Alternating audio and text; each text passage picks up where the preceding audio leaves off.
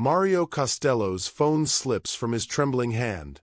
Clattering against marble floor, he doesn't hear it hit. On the cracked screen, security footage loops for the fourth time. He burst through the front door, breath ragged, heart pounding. His daughter, Lucia, was supposed to be asleep. She wasn't. She stood trembling between the bars. She shouldn't have been able to stand at all. She whispered a countdown. She wiped her eyes. She didn't hear him enter. She couldn't speak. He didn't listen. And when she finally turned around, what happened next changed everything. Mario's voice shatters the silence like breaking glass. What the hell is going on here? Lucia's legs buckle. She pitches forward, but Gina catches her before she hits the floor, lowering her gently into the wheelchair that's been her prison for 3 years. The girl's face crumbles, not from pain, but from shame. From being caught. Papa, I don't. Mario's finger cuts the air between them. His eyes lock on Gina, who straightens slowly, deliberately placing herself between him and his daughter. You. Who gave you permission to touch my child? To fill her head with hope. Gina's voice is quiet, steady. No fear. Mario spent 20 years making men twice her size flinch, but this woman meets his gaze without blinking. With lies. Mario steps closer, his presence filling the room like a coming storm. 3 specialists said she'd never walk. 3. And you, a waitress from a diner, think you know better. Papa, please. Lucia's voice breaks. I asked her to help me. I begged her. Mario freezes. He looks at his daughter, really looks at her for the first time since he burst through the door. Her shirt is soaked with sweat. Her hands are blistered. There's a determination in her eyes he hasn't seen since before the accident, since before her mother died. How long? His voice drops to something dangerous. 2 months, Lucia whispers. 2 months. Mario's jaw works. 2 months you've been lying to me. 2 months I've been. He stops, throat tight. Every night he's sat by her bedside, holding her hand, telling her she'd be okay even though she'd never walk again. Every specialist he flew in from New York, from Boston, from Johns Hopkins. Every experimental treatment he researched in the dark hours when grief wouldn't let him sleep. And she was getting better. Without him. Behind his back. Mr. Costello. Gina's voice cuts through his spiral. Your daughter isn't paralyzed. She never was. The words hang in the air like a death sentence. Mario's world tilts. What? The accident caused severe nerve trauma and psychological shock, yes. But not permanent spinal cord damage. Gina pulls a folded document from her pocket. Medical records, he realizes. Look at the imaging from 3 years ago. Look at what the doctors told you. Then look at what the scans actually show. Mario takes the papers with hands that have signed death warrants without trembling. But now they shake. The diagnosis was wrong, Gina says quietly. Or it was never meant to be right. The floor seems to drop from beneath Mario's feet. If Lucia wasn't really paralyzed, then why did every doctor tell him she was? Why did they let his daughter suffer in a wheelchair for 3 years? The question burns in his throat, but before he can speak it, Gina's expression shifts, and he sees something that terrifies him more than any enemy ever has. Mario's study smells like leather and old cigar smoke. Lucia is upstairs now, resting under the watchful eye of Maria, the housekeeper who's been with the family since before Lucia was born. The only sound is the soft clink of ice in Mario's untouched scotch. Gina stands across from him, hands folded, waiting. Who are you? Mario's voice is stripped of its earlier rage. Now there's only exhaustion. Really? Dr. Gina Moretti. She says it like a confession. Former neurosurgeon at Chicago Memorial. I specialized in spinal cord injuries and nerve reconstruction. Mario's eyes narrow. Former. 5 years ago, a patient died on my table. Marcus Chen, 43 years old, father of 2. He came in for a routine procedure to remove a herniated disc. Gina's voice doesn't waver, but her fingers tighten against each other. Dr. Vincent Russo was supposed to assist me. Instead, he showed up 3 hours late, drunk, and when I tried to remove him from the OR, he made a mistake that severed Chen's vertebral artery. The name lands like a stone. Russo. Mario knows that name. Knew it. The hospital launched an investigation, Gina continues. But before it could conclude, the Chen family received a settlement. A very generous settlement. And suddenly their lawyer was advising them to file a malpractice suit against me. Not Russo. Me. The lawsuit named you alone. It named me alone. Gina's smile is bitter. Russo testified that I'd ignored his warnings, that I'd been reckless, that he'd tried to intervene. 3 nurses who witnessed what really happened suddenly couldn't remember clearly. The anesthesiologist transferred to a hospital in Miami, and the medical board revoked my license before I could even mount a proper defense. Mario sets down his glass with careful precision. You lost everything. My career. My reputation. My future. She meets his eyes.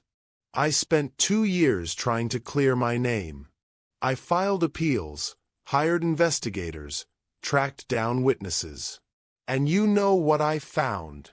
Mario already knows. He can see it in the architecture of the story, the same blueprint his organization has used 100 times to protect their own. Every thread led back to the same place, Gina says quietly. The Costello family. Your organization paid off the Chen family. Your lawyers orchestrated the lawsuit. Your people silenced the witnesses. All to protect Dr. Vincent Russo, who'd been on your payroll for years, patching up gunshot wounds and making inconvenient injuries disappear. The words should make Mario defensive. Instead, he feels only the weight of old sins coming due. I've been working as a waitress for 3 years, Gina says. Invisible. Forgotten.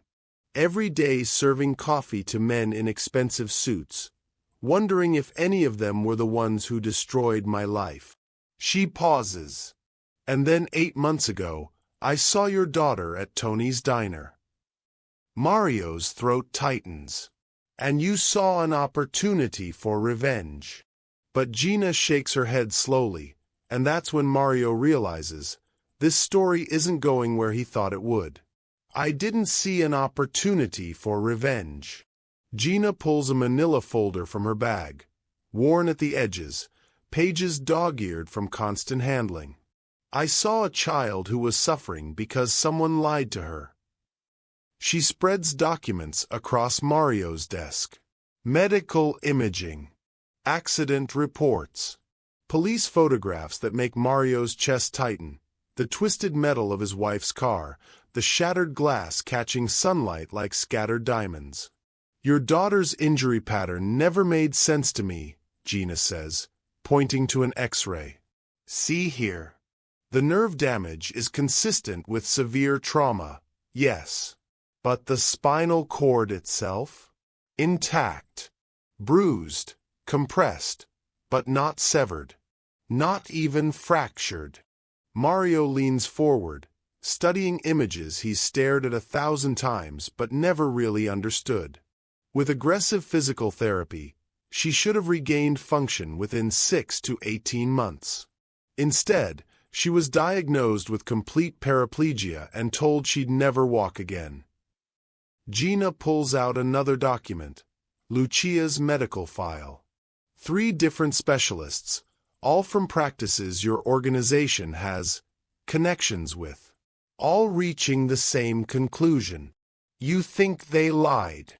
Mario's voice is flat. I think someone paid them to lie. Gina slides the accident report toward him. Look at this. The brake line failure. The investigating officer noted suspicious scoring patterns consistent with deliberate tampering, but the case was closed within 48 hours. No follow-up. No forensic analysis. Mario's blood runs cold. He remembers that week in fragments, Elena's funeral, Lucia's surgery, the police telling him it was a tragic accident. He'd been too destroyed by grief to question it, too focused on his daughter's survival to wonder why the investigation ended so quickly. The route your wife took that day wasn't her usual route, Gina continues. She deviated from her normal drive home by exactly 4 miles. Why? I don't. Mario's voice cracks. I don't know. Someone called her. 40 minutes before the accident, she received a call from an unlisted number. The call lasted 6 minutes. Gina meets his eyes. Someone directed her to that road. Someone who knew that road has a blind curve. Someone who knew if the brakes failed at that exact spot. She doesn't finish. She doesn't have to. Mario's hands flatten against the desk, the only thing keeping him upright. 3 years. 3 years he's believed his wife died in a random accident.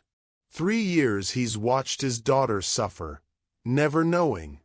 Who benefits from you being broken, Mr. Costello? Gina asks softly. Who gains power when you're too grief-stricken to lead? Who's been positioning themselves while you've been sitting in hospital rooms and pushing an empty wheelchair through your house like a ghost? The answer crystallizes in Mario's mind with perfect, terrible clarity. So, his brother. His blood. Mario's grief hardens into something cold and lethal. His hands, which trembled moments ago, are steady now. But before he can speak, before rage can override reason, Gina places one more document on his desk. And the look in her eyes tells him the worst revelation is still coming. The document is a timeline. Handwritten. Dates, locations, observations, all in Gina's precise script. I've been watching your family for 3 years, Gina says quietly. Not 8 months. 3 years. Mario's eyes snap to hers. The day I lost my license, I wanted to destroy you. Everything you'd built, everything you loved. I wanted to take it all away the way you took my life from me. Her voice is steady, but there's something raw underneath. I researched your organization, your businesses, your family. I learned your routines, your properties, your weaknesses.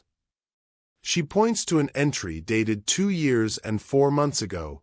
Lucia Costello, age 7, wheelchair-bound. Visits Tony's diner every Thursday with housekeeper.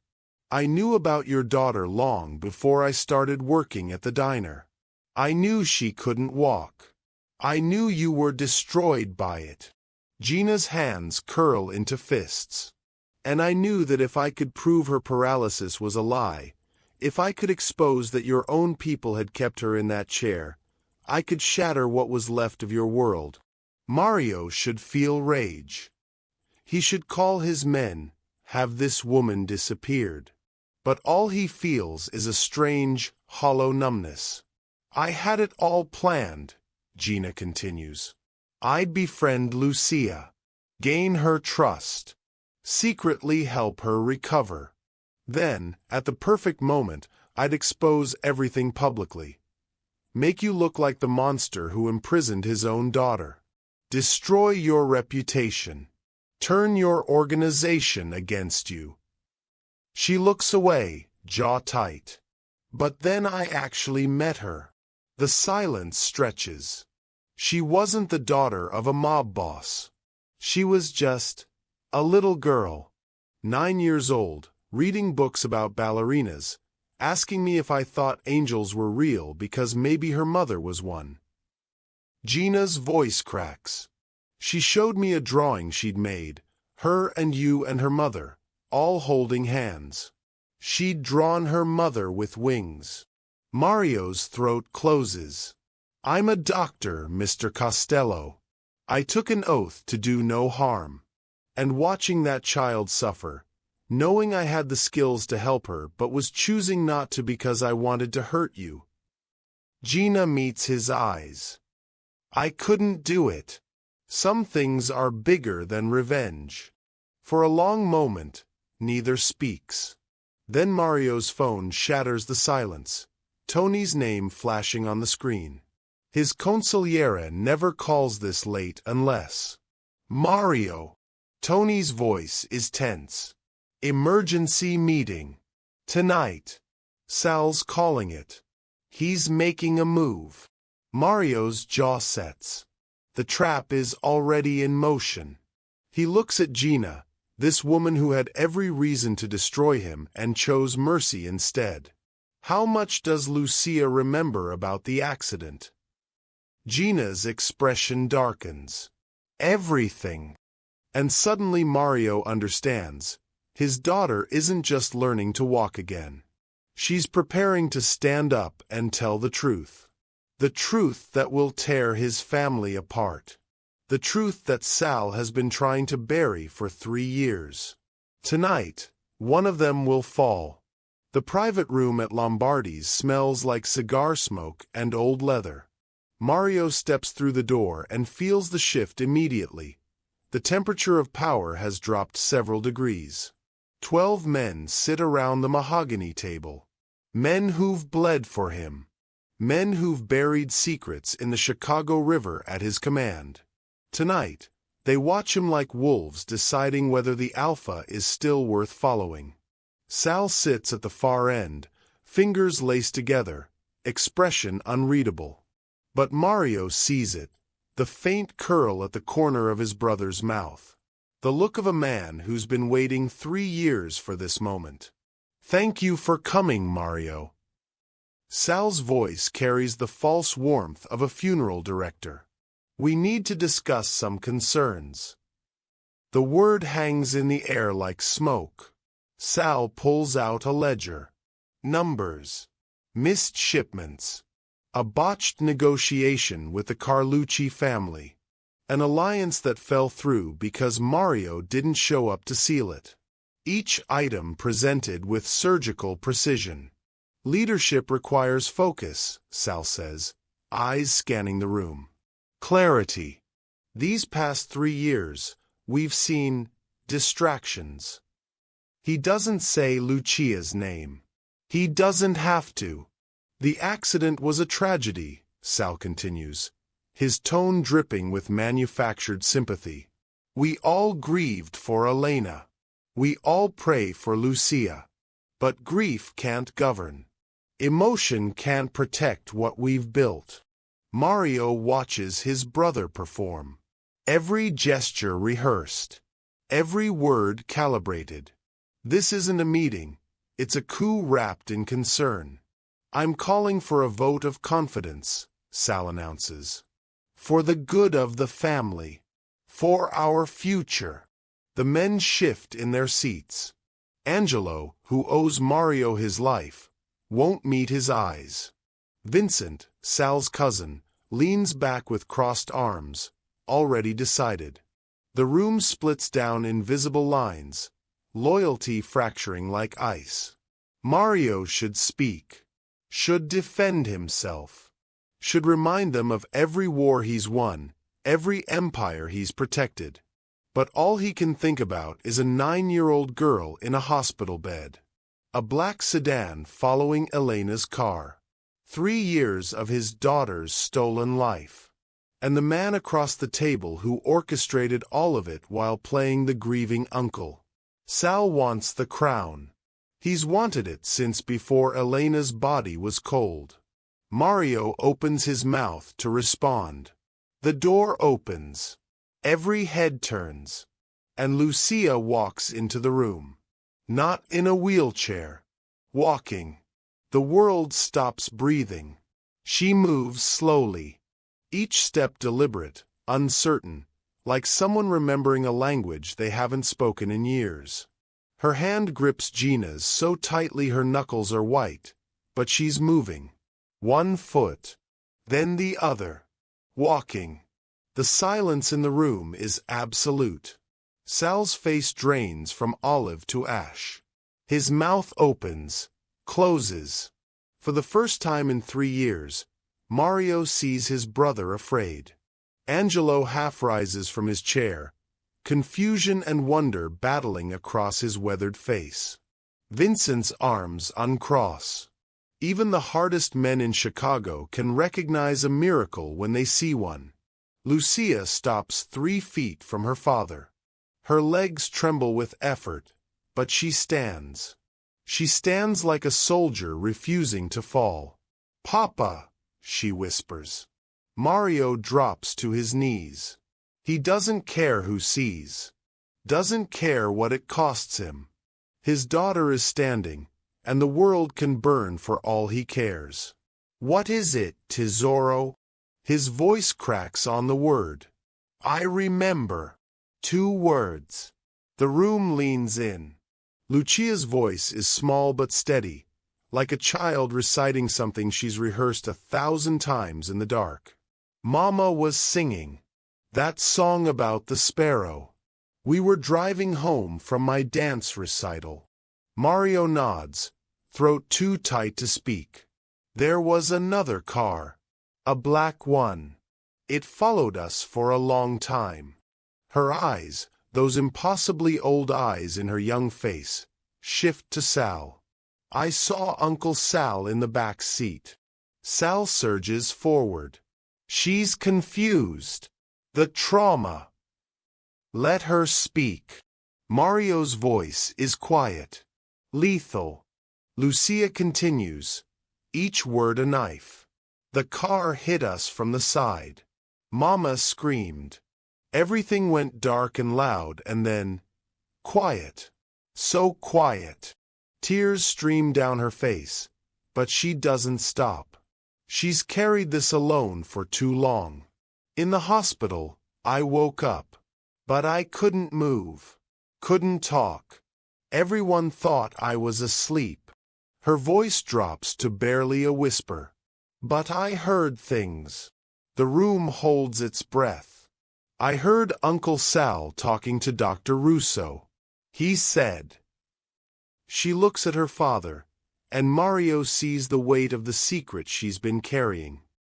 "He said, make sure the diagnosis is permanent. The girl stays broken." The words detonate like a grenade. Men leap to their feet. Chairs scrape. Hands move toward jackets, toward weapons. Angelo's face twists with rage. Vincent stares at Sal in horror. "She's lying." Sal's voice climbs toward panic. "This woman," he jabs a finger at Gina. "She's poisoned the child's mind. Planted false memories. She's a disgraced doctor with a vendetta." But no one is listening to him anymore. They're watching Mario rise to his feet, watching something ancient and terrible settle behind his eyes. They're watching a father become a reckoning. The room waits. Every man knows what comes next. Betrayal in the family has only one answer. It's always had only one answer. Blood answers blood. Mario's hand rests on the table. He doesn't reach for the gun at his hip. Doesn't signal his enforcers. He simply stands there, looking at his brother, the man who shared his childhood, who stood beside him at their father's funeral, who became a monster while wearing a familiar face. "Sit down," Mario says quietly. The men sit. Even Sal, though his eyes dart toward the door, calculating escape routes that don't exist. 23 years ago, Mario begins, his voice carrying the weight of stone, our father told us that family is everything. That blood protects blood. That we stand together or we fall alone. Sal's breathing quickens. I believed him. I built everything on that foundation. Family first. Always family. Mario's gaze moves across the room, landing on each man. I've killed for that belief. I've destroyed lives for it. I told myself it was necessary.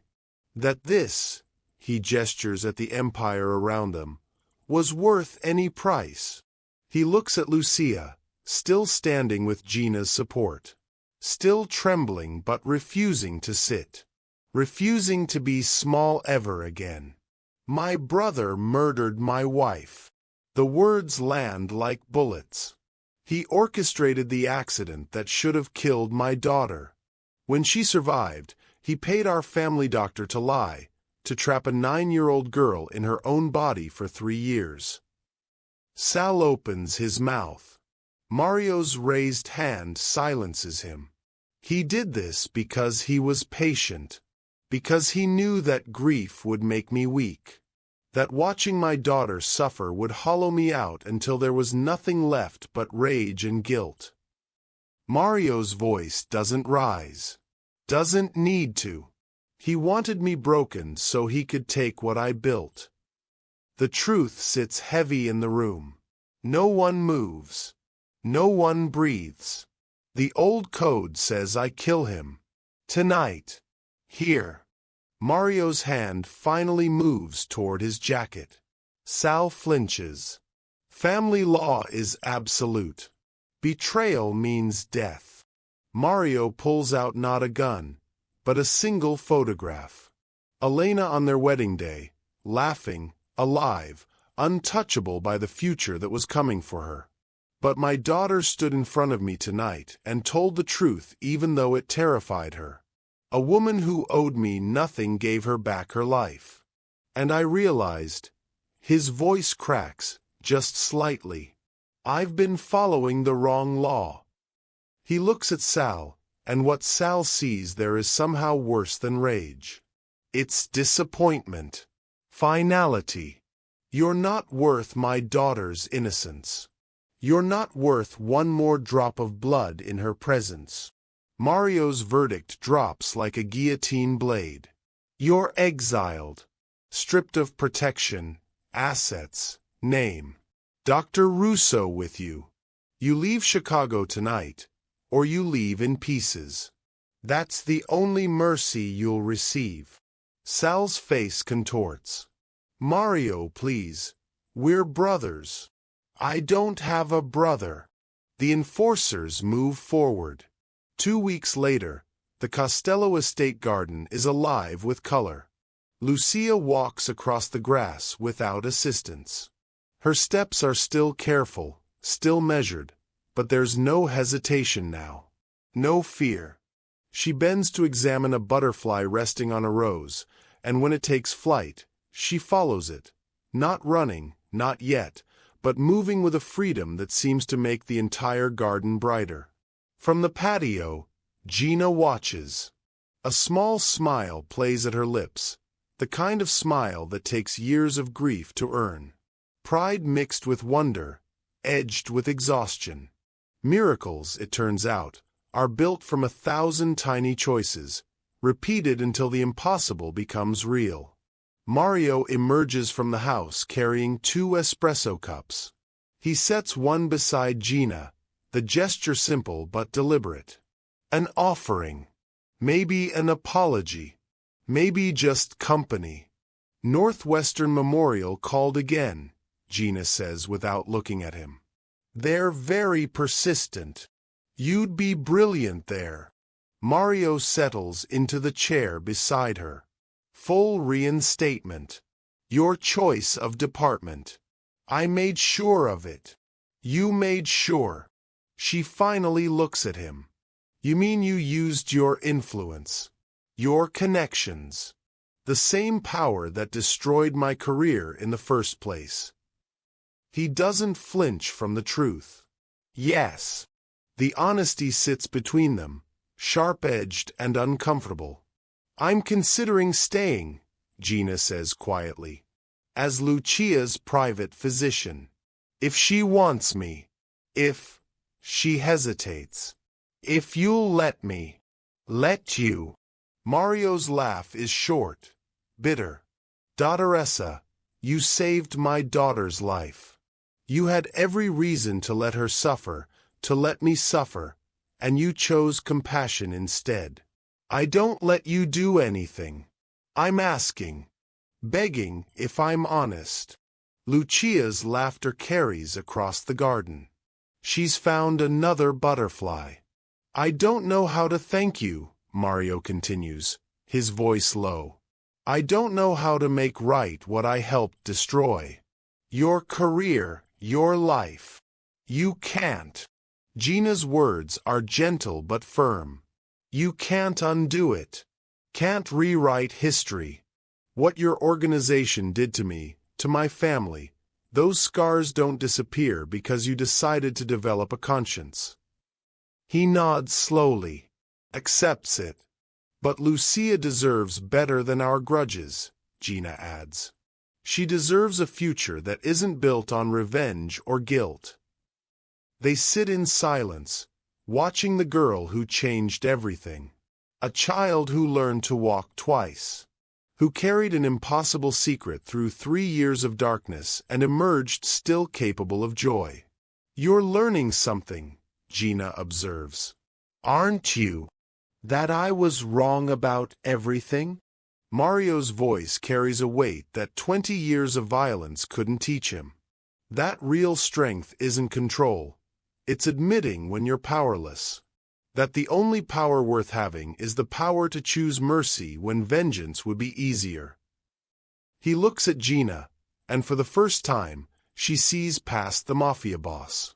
Past the legend.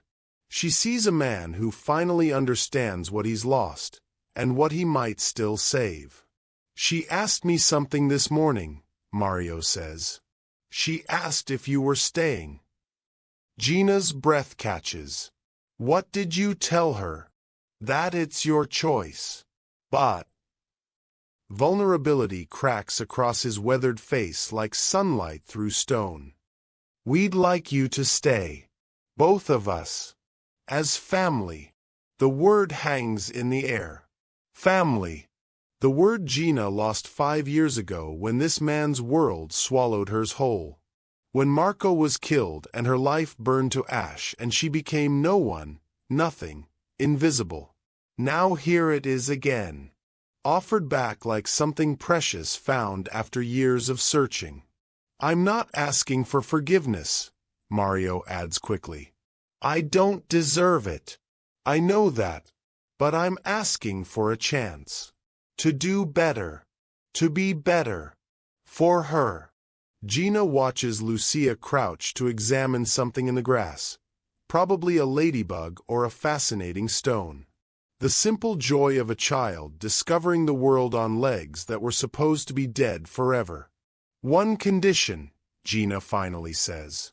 Mario waits. If I stay, things change. No more innocent people caught in your wars. No more Marcos. No more doctors losing everything because they witnessed something they shouldn't have. Her voice hardens. I won't be complicit in more destruction. Mario considers this. Really considers it. The cost of that promise. The restructuring of power it would require. The enemies who would see it as weakness. The empire that would need to be rebuilt on different foundations. He looks at his daughter, luminous in the afternoon sun. Deal. One word. A bridge built from rubble. Gina extends her hand. Not in friendship. Not yet in forgiveness. But in tentative alliance. In the possibility that broken things can be repaired, even if the cracks always show. Mario shakes it. As the sun sets over Chicago, three people who should have been enemies sit in a garden and watch a little girl chase butterflies. A mafia boss learning that mercy is harder than violence. A fallen doctor reclaiming purpose from the ashes of her old life. And a child who taught them both that the strongest thing you can do is keep walking, even when the whole world says you can't. They don't have redemption yet. Maybe they never will. But they have something better. The choice to begin. If this story touched you, let us know where you're watching from in the comments below. Share it with someone who needs to remember that healing is possible, even after the darkest nights. Subscribe for more stories that remind us what really matters, because tomorrow's story might just change how you see the world. Don't miss it.